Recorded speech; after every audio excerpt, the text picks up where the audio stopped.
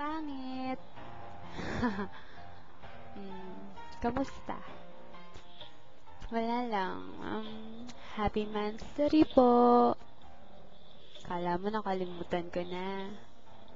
Hindi, no? Wala lang. Gusto ko lang po sabihin sa'yo na mahal po kita. Uy. Basta po, wag ka pong magbabago. And gusto ko rin pong sabihin na sorry. Sorry kung napaiyak kita. Nagulat ako talaga nung nakita kitang umiyak. Sorry talaga, pangit ah.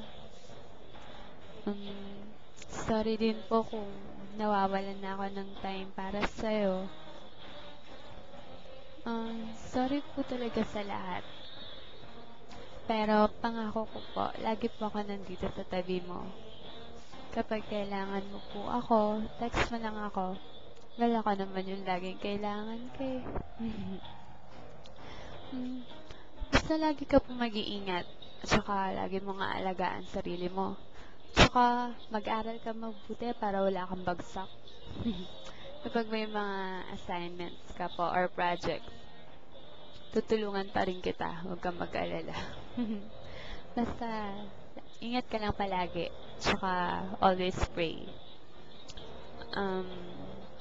Yung mama mo, gagaling din yun. Huwag kang mag-alala. Ano pa ba?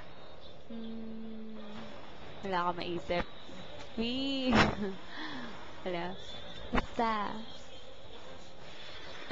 I thank God I found you. I thank God dahil He gave me someone who is really responsible, who is so real.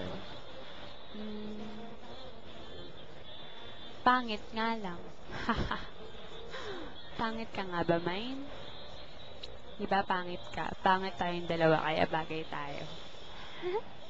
Basta, ingat ka lang palagi. Tsaka, advance happy birthday na rin kahit malayo pa. Happy 8th monthsary, mine. Mahal na mahal po kita. Lagi mo yung tatandaan, pangit ha? Huwag laki ulo. Basta po, lagi ka mag-iingat. At saka, lagi ako nandito para sa'yo. Sige po. Yun lang. Bye-bye!